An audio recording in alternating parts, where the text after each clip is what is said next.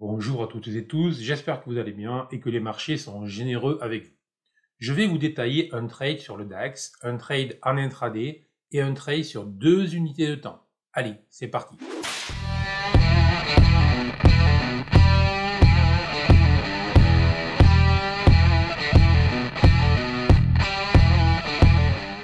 Je m'appelle Bernard Pradesclos, ça fait bientôt 30 ans que je suis sur les marchés financiers, ancien gérant de hedge fund, et j'ai créé la FinTech eWinvest qui démocratise la bourse et aide donc les investisseurs à mieux investir. Je vais vous présenter un trade de fin de semaine, une semaine qui avait été plutôt bonne. Pourquoi je vous dis ça?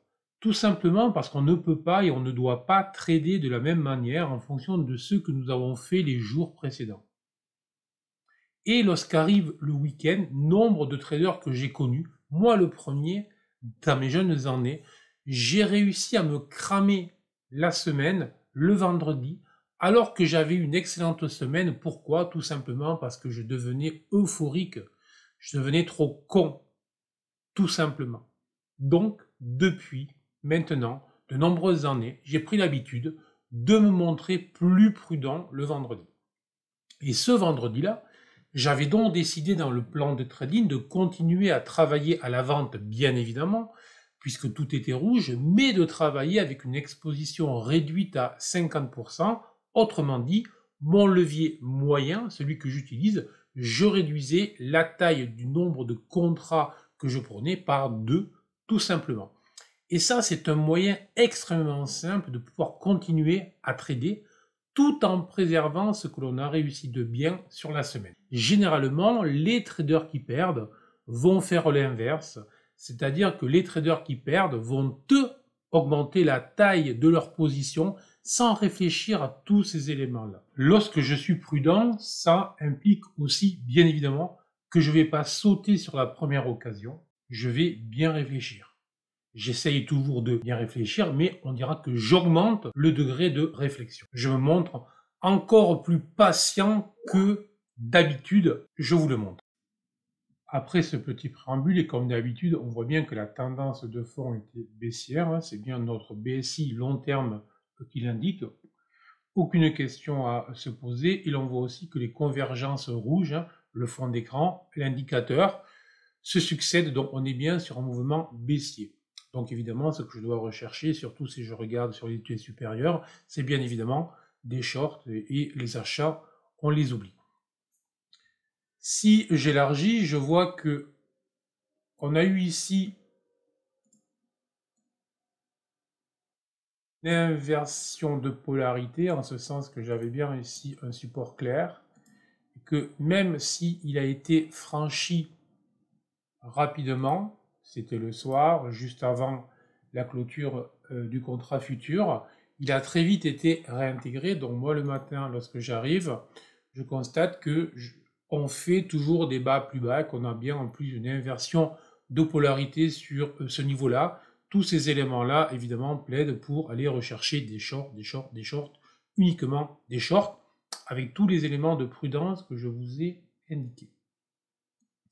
De manière calme et habituelle, surtout si j'ai décidé de me montrer extrêmement zen, comme je vous disais, je vais attendre que l'ouverture se fasse. Lorsque l'ouverture se fait, on a un grand chandelier baissier qui se produit. Alors ce chandelier baissier montre une ombre haute et une ombre basse, ce qui est un petit signe de faiblesse pour jouer la cassure du support, malgré le fait que juste avant, j'ai le convergence qui passe rouge, donc c'est un élément supplémentaire. Souvent, le convergence va être en anticipation de la cassure du support lorsqu'il est rouge. Bien évidemment, l'ombre basse, 9h00, et les recommandations que je m'étais donné de prudence et que j'avais donné à mes abonnés, fait tout simplement que je regarde, j'observe, j'ai un signal de short, tout est rouge, j'ai la cassure du support, mais l'ombre basse est quand même un frein, je n'ai pas, on va dire, une cassure qui est idéale, donc je patiente, rien ne presse, la journée ne fait que débuter.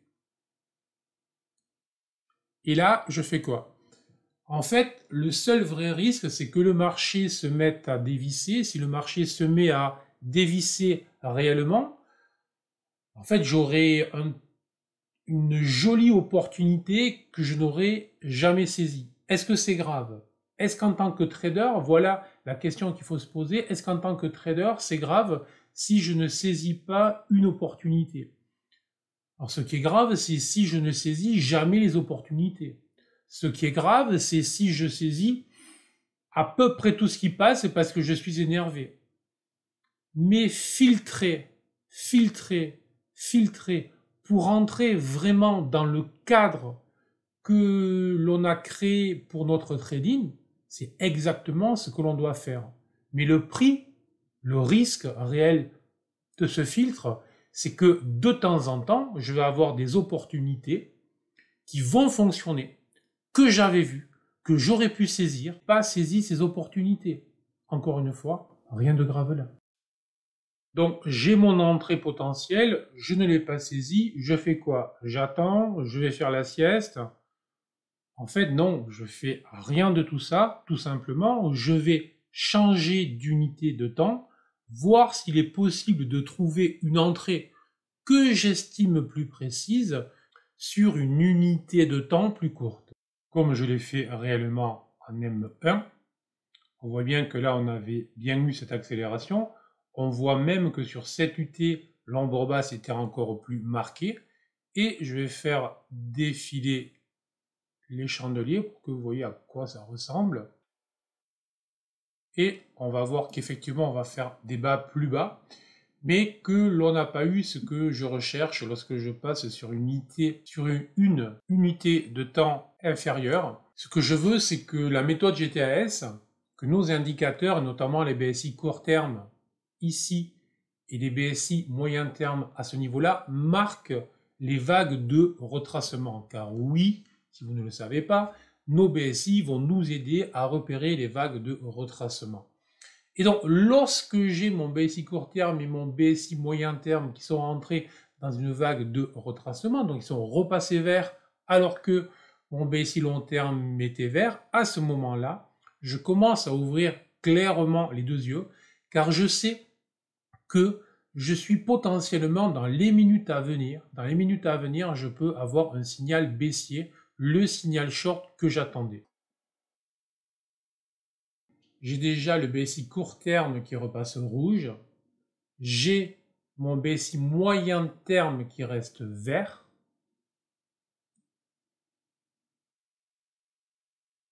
Lorsque mon BSI moyen terme repasse rouge, il m'autorise à shorter puisque je suis bien dans un environnement où tout est rouge.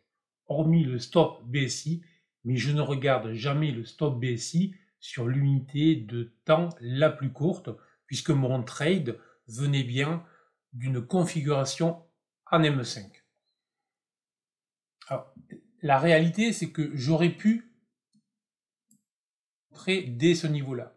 C'est-à-dire, dès la cassure de ce niveau support, j'aurais pu rentrer, puisqu'effectivement, on a eu une stratégie que beaucoup connaissent si vous travaillez EGTAS. Donc, je vous laisse indiquer en commentaire la stratégie que c'était. Donc, on a eu ici la validation de cette stratégie, sauf que nous n'avons une validation qu'avec le BSI court terme et le convergence et pas du tout avec le BSI moyen terme. Et donc, on est obligé d'attendre que le BSI moyen terme vienne valider l'ensemble de cette stratégie. Et vous voyez, et là où c'est très très efficace, c'est qu'en fait, on va rentrer, enfin, je suis rentré, en l'occurrence, je suis rentré sur une stratégie en M1 qui devient le timing d'une entrée en M5 qui était hésitante. Et le gros avantage, bien évidemment, c'est que je vais avoir un stop qui va être réduit. D'accord? Et systématiquement, je mets le stop 3 ticks au-dessus. D'accord? Voilà. Donc, nous poursuivons. Petite question, est-ce que je poursuis en M1 ou en M5? Ça, c'est une question que je pourrais vous poser sur un QCM ou sur un quiz. En fait, la réalité, c'est que c'est un trade en M5, je suis allé chercher l'entrée en M1, et très étrangement, bon, vous le savez si vous tradez, c'est que souvent, dès lors on croit avant de trader qu'on va gagner, une fois qu'on a cliqué, on commence à stresser, et un des moyens de s'enlever la pression, c'est de remonter, de revenir sur l'UT principal et l'UTP que l'on appelle avec GTS, l'UT principal qui donc était bien l'M5, et évidemment en M5, les chandeliers vous donnent l'impression de bouger beaucoup moins vite, donc beaucoup moins de stress. Là aussi, c'est toujours l'idée. Si on a une méthode qui s'occupe que du marché, qui s'occupe pas de nous, ça ne sert à rien. Il faut avoir vraiment l'idée de s'occuper du trader, puisqu'on sait bien que les principales fautes vont venir de nous. Donc, je vais repasser en M5. Juste une chose aussi, sur laquelle je voudrais insister, c'est que ce qui sur un graphique là semble très rapide, tac tac tac, je bouge très vite et évidemment on va voir si je gagne ou si je perds, bref, vu le titre, celui-là vous savez que je l'ai gagné, mais ça je m'en moque. Ce qui m'intéresse c'est le process, toute la réflexion que je peux faire autour des trades que je fais, le reste que je vous montre un trade en gain ou un trade en perte, je m'en moque. En fait, la réalité, c'est que si j'étais rentré là, donc à 9h05, j'aurais dû attendre jusqu'à 10h10 pour reprendre la position. Donc 1h05, 65 minutes. Au cas où. 65 minutes, j'ai du métier, j'ai le temps, je sais faire, je peux le supporter. Beaucoup de traders que je connais auraient pu rentrer, auraient craqué avant et seraient sortis sans attendre. Et après, vous ajoutez le fait d'avoir sorti comme petit gain ou une petite perte, à avoir une grosse frustration parce que toute la matinée qui va se dérouler, je peux le faire, on voit bien que ça chute lourdement, rapidement, fortement.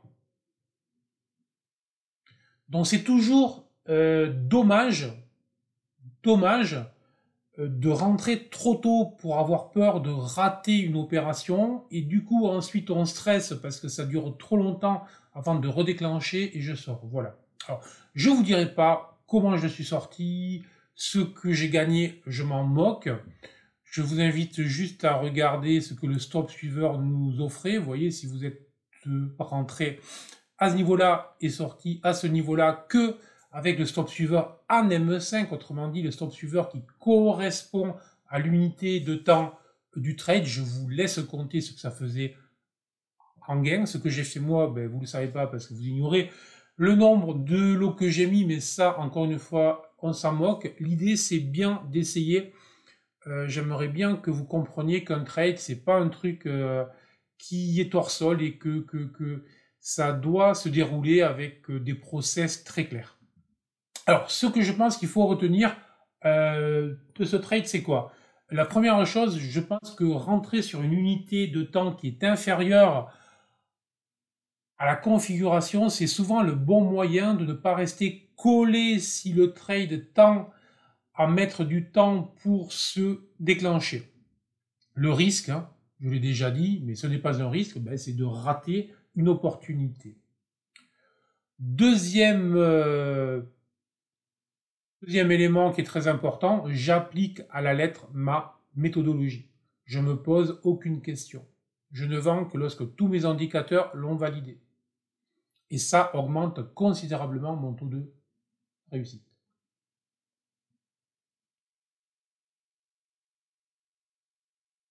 Troisième point, le moyen de rester zen lorsqu'on trade, ne restez pas sur l'unité de temps très courte sur laquelle vous êtes rentré. Si la configuration était sur l'unité de temps principale, allez voir au-dessus tranquillement.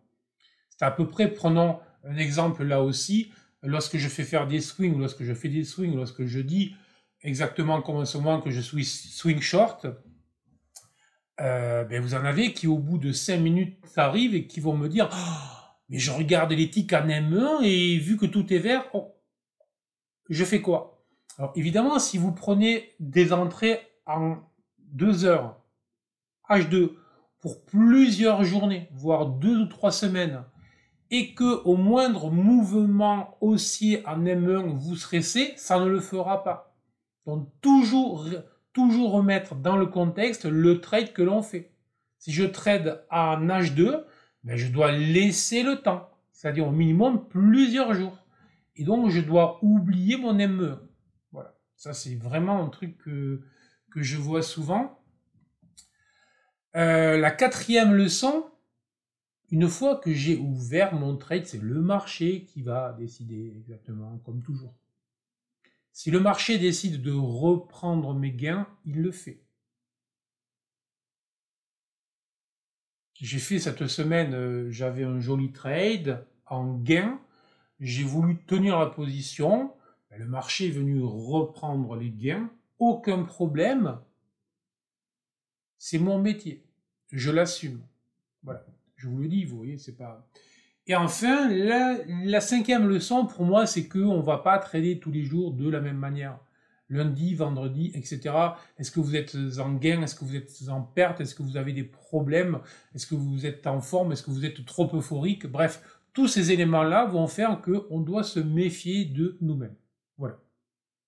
Donc, trader zen, ça sera, je pense, la morale de cette vidéo. Allez, si ça vous intéresse, je vous invite, c'est ce qui m'intéresse le plus, à la commenter. C'est vraiment ce qui m'intéresse. Essayez de me dire ce qui vous a plu, ce qui vous a pas plu.